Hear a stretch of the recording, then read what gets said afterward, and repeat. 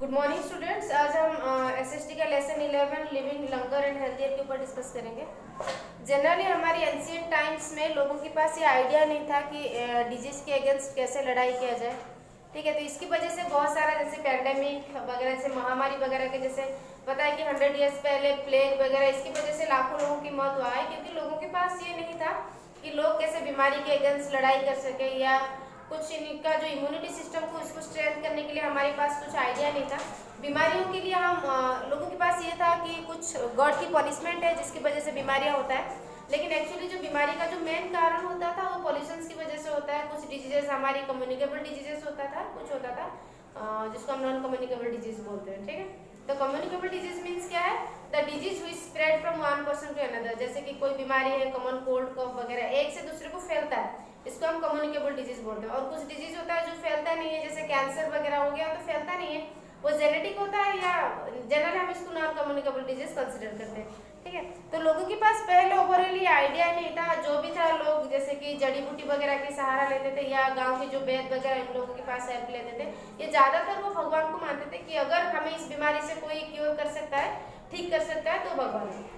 ठीक है, तो सबसे पहले ग्रीक साइंटिस्ट हिपोक्रेट्स, उन्होंने हमें ये बताया था कि डिजीज जो होता है ये कोई गॉड की पनिशमेंट नहीं है, ये जनरली हमारी इम्यूनिटी पावर कम होने की वजह से होता है, या कुछ पॉल्यूशन बियर डिजीज होता है। कुछ तुम्हारा डिजीज जो कि एयर पोल्यूशन की वजह से होता है, और कुछ होता है जो कि वाटर पोल्यूशन की वजह से होता है। ठीक है, तो फर्स्ट लोगों को ये जानकारी देने के लिए सबसे पहले जो सामने आया था वो ग्रीक के साइंटिस्ट हिपोक्रेट्स थे। ठीक है, तो उसके बाद फिर धीरे धीरे हमारी टेक्नोलॉजी का डेवलपमेंट हुआ, जिसकी वजह से साइंटिफिक इंस्ट्रूमेंट्स, अलग अलग वैक्सीन बने, मेडिसिन बने।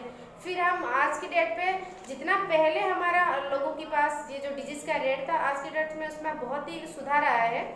तो लोगों की लाइफ स्पान, जो टाइम जो है वो भी बहुत बढ़ गया है। मतलब पहले इंसान की डेथ होता था, रीजन था पेंडेमिक, कोई महामारी की वजह से। आज कम से कम महामारी की वजह से जो डेथ रेट है वो बहुत कम है।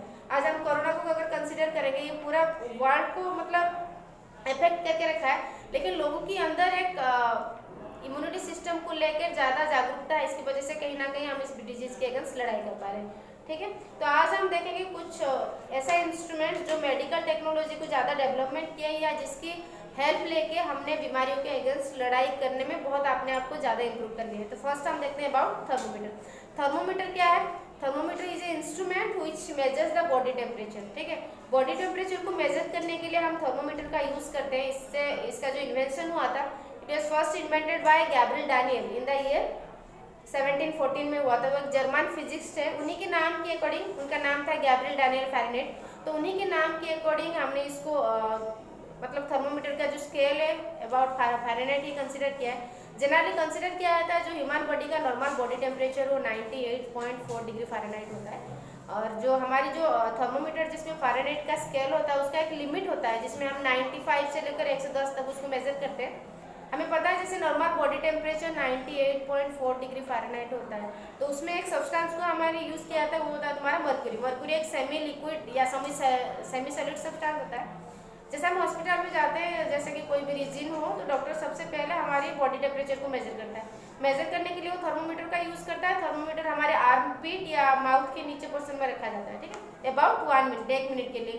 1 मिनट रखने के बाद वो जो सेमी लिक्विड सब्सटेंस हम उसमें यूज़ किया जाता है, जिसका मर्क्यूरी बोलते हैं, वो फैलने लगता है, क्योंकि वो सॉलिड सब्सटेंस भी होता है, सेमी सॉलिड होने की वजह से वो फैलता है। ठीक है, अगर हमारी बॉडी टेम्परेचर ज़्यादा है, that means above 98.4 degree Fahrenheit से ज़्यादा है, तो ये जो मर्क्यूरी के लेवल है वो धीरे धीरे ऊपर राइज करने लगता है, बढ़ने लगता है। ठीक है, अगर ये सॉलिड सब्सटेंस होता तो बढ़ता नहीं। तो यही रीजन है मर्क्यूरी की यूज़ किया जाता है, क्योंकि नॉर्मल रूम टेम्परेचर में ये सेमी लिक्विड सब्सटेंस में रहता है, या इसमें रहता है। ठीक है, अगर इसमें हमारी मर्क्यूरी रेड में टेम्परेचर 98.4 डिग्री से राइज होता है, बढ़ जाता है, दैट मीन्स हमें ये पता चलता है जो पर्सन है, जो पेशेंट है, it is affected from fever, इसको फीवर हुआ है। ठीक है, तो ये थर्मोमीटर के ऊपर था। Thermometer is a instrument which is used for the measuring of body temperature. Temperature का डेफिनेशन क्या है? It is the degree of hotness और coldness of a body.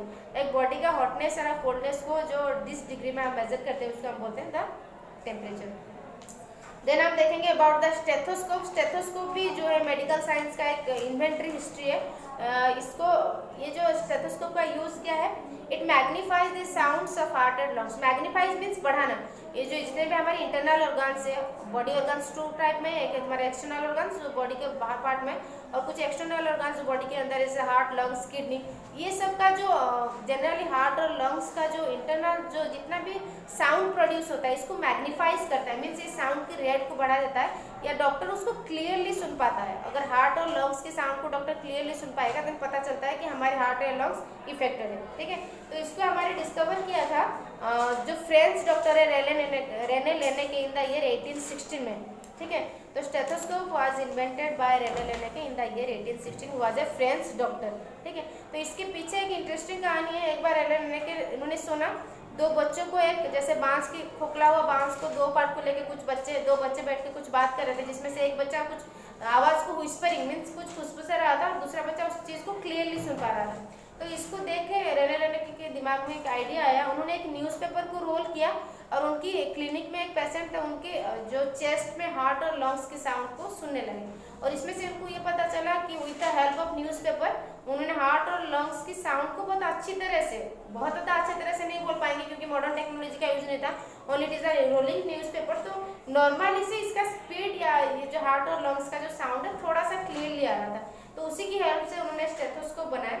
Stethoscope की हेल्प से हम हार्ट के साउंड को क्लियरली सुन सकते हैं। उसके साथ जो लंग्स का काम क्या है, it helps in the inhalation and exhalation of air. Inhalation में जब हम ऑक्सीजन लेते हैं उसका हम इनहेलेशन बोलते हैं, जब कार्बन डाइऑक्साइड को छोड़ते हैं तो इसको एक्सहेलेशन बोलते हैं। तो ये दोनों जो सिस्टम है, इनहेलेशन और एक्सहेलेशन साउंड को रेने लेनेके अच्छी तरह से सुन सकते थे by the use of stethoscope. ठीक है, तो आज हमने इसमें दो मेडिकल इंस्ट्रूमेंट्स के बारे में पढ़ा है, कि हमारा थर्मोमीटर, सेकेंड है स्टेथोस्कोप। नेक्स्ट आपका माइक्रोस्कोप, अदर इंस्ट्रूमेंट्स में एक्सरे वगैरह वो रह जाएगा।